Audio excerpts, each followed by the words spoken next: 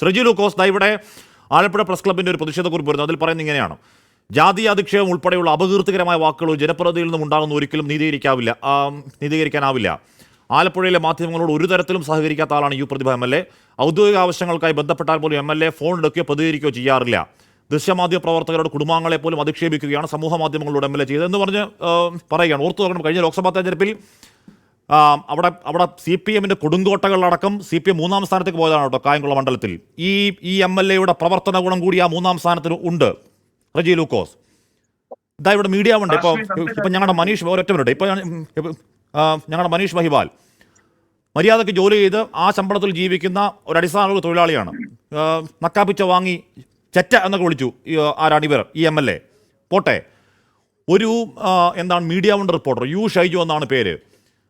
ആ പേര് കൊണ്ട് അയാളുടെ മതം ചിലപ്പോൾ അറിയണമെന്നില്ല. യു ഷൈജു മുസ്ലിം നാമധാരിയാണെന്ന് എനിക്ക് എം എൽ എ ഈ എം എൽ എ പറയുമ്പോൾ എനിക്ക് അറിയുന്നത്. മതം നോക്കുന്നു, ഇയാളുടെ മതം നോക്കി ഇയാൾക്ക് എന്നോട് മതപരമായ പ്രശ്നമാണെന്ന് പറയുകയാണ്. അകത്ത് അട്ടിയുറഞ്ഞിരിക്കുന്ന വർഗീയതയാണ് എം എൽ എക്ക്. ശ്രീ റജി ലൂക്കോസ്, ഇവിടെ ബി ഗോപാലകൃഷ്ണൻ ഞങ്ങൾ സ്വാഗതം ചെയ്ത് ചുമ്മാ ഒന്നുമല്ല കേട്ടോ. പ്രതിഭാഹരിയെ നോക്കിയിരുന്നോ റജി ലൂക്കോസ്?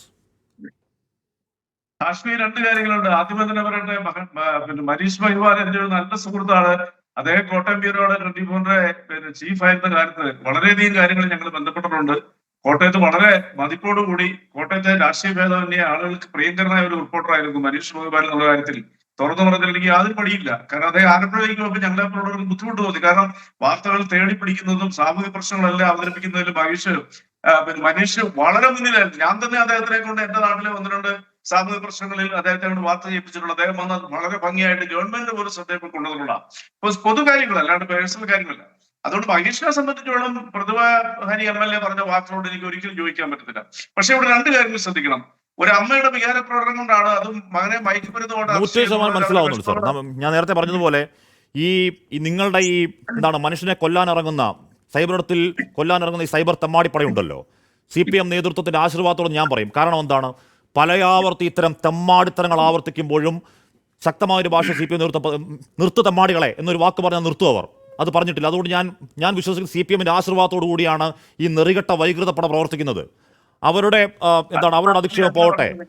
ഈ പോരാളികൾ എന്നൊക്കെ പറയുന്ന പലരെയും കുറിച്ചും പാർട്ടി ഔദ്യോഗികമായിട്ട് തന്നെ ആദ്യം തള്ളി പറഞ്ഞത് ജയരാജേട്ടനാണ്. കണ്ണൂർ DC സെക്രട്ടറി ബഹുമാനപ്പെട്ട ഗോവിന്ദ മാഷും AR MP ആണ് ആദ്യമായിട്ട് ഇതിനെ കുറിച്ച് പ്രതികരിച്ചത്. അതുകൊണ്ട് അതിന് പാർട്ടിയെ പറയുന്നത് ഇവരെ ഇതുപോലെയുള്ള മുഖംമൂടികളെ നമ്മൾ ഒരു മുഖംമൂടിയല്ല, മുഖം വെച്ചവർ ഫേസ്ബുക്കിൽ എബൌട്ട് എന്ന ഓർഡർ CPIM എന്ന് എഴുതി വെച്ചവർ പച്ചക്ക് വൃത്തിയോട് പറയാ. പച്ചക്ക് പണ്ട് കാലത്ത് അശ്ലീല പുസ്തകം കിട്ടും. അശ്ലീല പുസ്തകത്തിലെ വൃത്തികെട്ട കാര്യം എഴുതി വെക്കുക ഫേസ്ബുക്കില്. അത് ഷെയർ ചെയ്ത് കളിക്കുക. മൂത്രപ്പുര സാഹിത്യമില്ലേ, 5-ാം സാഹിത്യം, അത് എഴുതി വെക്കുക, അത് ഷെയർ ചെയ്ത് കളിക്കുക സഹാക്കള്. നിർത്തി തെമ്മാടിപ്പണി എന്ന് പറയണ്ടേ CPM നേതൃത്വം? ഇത് ഈ പാർട്ടിയെ ജനത്തിൽ നിന്ന് കൊത്തി അകറ്റിലാണ് എന്ന് പറയണ്ടേ തെമ്മാടികളോട് CPM നേതൃത്വം? റജി ലൂക്കോസ്, അല്ല ഞാൻ പറയട്ടെ ഞാൻ പറയട്ടെ, ഒരു മിനിറ്റ് തരൂ. ഞാൻ അവരെ സപ്പോർട്ട് ചെയ്യുന്നവരല്ല. ഞാൻ ശക്തമായ രീതിയിൽ അവർക്കെതിരെ എന്റെ സാമൂഹിക മാധ്യമങ്ങൾ പ്രതികരിക്കുന്ന ആളാ. ബഹുമാനപ്പെട്ട ആരാധന, ഞാൻ ആ വാക്ക് വളരെ ആത്മാർത്ഥത്തോടെ പറയുന്ന ശ്രീകണ്ഠൻ സാറിനെ പറ്റിയൊക്കെ കഴിഞ്ഞ 2 ദിവസമായിട്ട് സോഷ്യൽ മീഡിയയിൽ അരക്കുന്നത് കാണുമ്പോൾ വിഷമം തോന്നാറുണ്ട്. കേരളത്തിലെ മാധ്യമരംഗത്ത് മാത്രമല്ല, കേരളത്തിന്റെ പൊതുബോധത്തെ പോലും ഉയർത്തിയ ഒരു മാധ്യമ പ്രവർത്തകനാണ് ശ്രീകണ്ഠൻ സാർ. എല്ലാവരും റെസ്പെക്ടോടെയാണ് കാണുന്നത്. അദ്ദേഹത്തിന് രാവിലെ കാണുന്നതിന് ലോക മലയാളികളുടെ ഊർജ്ജമാണ്. എന്റെ റജി ലൂക്കോസ്, ഇന്നലെ ഒരു MLA 16 അടി ഉയരത്തിൽ താഴെ വീണ് പരിക്കേറ്റു. മുഖം മൊത്തം കീറി ചോര ഒളിച്ച ദൃശ്യത്തിന് താഴെ വന്ന് രാഷ്ട്രീയം നോക്കി വൃത്തികേട് പറഞ്ഞിട്ടുണ്ട് ഇവര്. അങ്ങനെ വൃത്തികേട് പറയാൻ മനസാക്ഷിയില്ലാത്ത മനുഷ്യരാണോ ശ്രീകണ്ഠൻ നായരെയും ഹാഷ്മിയും വെറുതെ വിടുന്നത്? ഇവർ മനുഷ്യരല്ല റജി ലൂക്കോസെ, ഇവർ കിരാത ജന്മങ്ങളാണ്, ഇവർ അന്തക വിത്തുകളാണ്. ഇവർ ഈ പാർട്ടിയുടെ ശവം കണ്ടേ അടങ്ങൂ റജി ലൂക്കോസ്.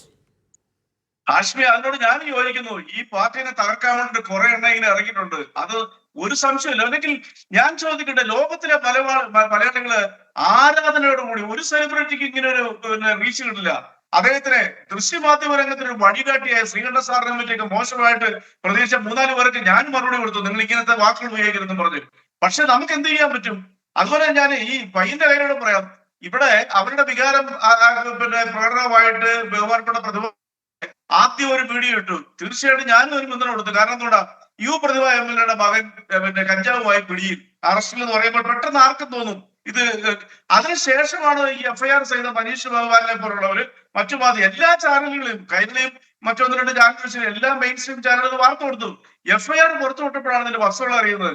പക്ഷേ 3 ഗ്രാം കഞ്ചാവ് എങ്ങനെ ഈ 9 പേരുടെ കൈ വരുന്നത്? ഇനി അതിസംശയം ഉണ്ടെങ്കിൽ 90 ഗ്രാം കഞ്ചാവ് പിടിച്ചു എക്സൈസ് ഉദ്യോഗസ്ഥർ പറഞ്ഞ് ശബ്ദരേഖ പുറത്തുവിടാൻ തയ്യാറാ. ആ എക്സൈസ് ഉദ്യോഗസ്ഥന്റെ ജീവിതം കോഞ്ഞാട്ടയാക്കൽ ഉറപ്പ് റെജി ലൂക്കോസ് പറയാമെങ്കിൽ, അയാളെ ഹോസ്റ്റലിന് ട്രാൻസ്ഫർ അടിച്ച് ജീവിതം മുടിപ്പിക്കലെന്ന് ഉറപ്പ് റെജി ലൂക്കോസ് പറയാമെങ്കിൽ പുറത്തുവിടാം.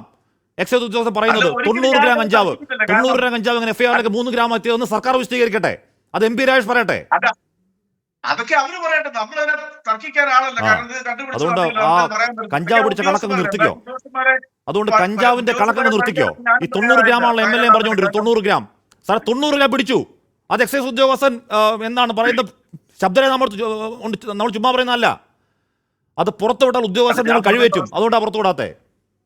അല്ല, അത് അന്വേഷിക്കട്ടെ. അത് അന്വേഷിച്ചുള്ള റിപ്പോർട്ട് പുറത്തു വരട്ടെ. അതൊന്നും നമുക്ക് യാതൊരു തടസ്സമില്ല. കഞ്ചാവല്ല ഏത് രീതിയിലുള്ള ബൈക്ക് വരുന്ന കൈ പിടിക്കുന്നവരെ പിടിച്ച് അകത്തിട്ടു. അത് എം എൽ എയുടെ അല്ല, മുഖ്യമന്ത്രിയുടെ അല്ല, ആരുടെ ആണെങ്കിലും ഒരു വിട്ടുവീഴ്ചയില്ല. കാര്യം നമ്മളൊന്നും അതിനോടൊന്നും ഒരു ശതമാനം പോലും യോജിക്കത്തില്ല. ഇവിടെ ബഹുമാനപ്പെട്ട U Prathibha M L A ഒരു അമ്മയുടെ ഭാഗത്ത് നോക്കിയപ്പോൾ അവർക്ക് ഹൃദയം തകർന്നായിരിക്കും അവർ പറഞ്ഞിരിക്കുന്നത്. ഞാനതിനെ അവരെ കുറ്റപ്പെടുത്തില്ല. പക്ഷെ അവർ പറഞ്ഞ 2 കാര്യങ്ങളോട് എനിക്ക് വിയോജിപ്പുണ്ട്. ഒന്ന്, നമ്മൾ ഇതൊക്കെ പറയുമ്പോഴും ഇപ്പോൾ പ്രതിഭ എന്ന് പറയുന്ന എം എൽ എ അവരുടെ മകൻ ആ സംഘത്തിൽ പെടുന്നു. ആ വേദന, ആ വിഷമമൊക്കെ നമ്മൾ 100% നമ്മൾ ഹൃദയത്തിലേക്ക് ആവാഹിക്കുന്നുണ്ട്. അതിന് കാരണം എന്താണ്? നമ്മൾ ഈ പറയുന്ന മൂക്കും കണ്ണുമില്ലാത്ത സൈബർ തമ്മാടിപ്പാടെ പോലുള്ളവരല്ല. നമ്മൾ മനുഷ്യരാണ്. നമുക്ക് ഈ വേദനകളൊക്കെ മനസ്സിലാവുന്നു.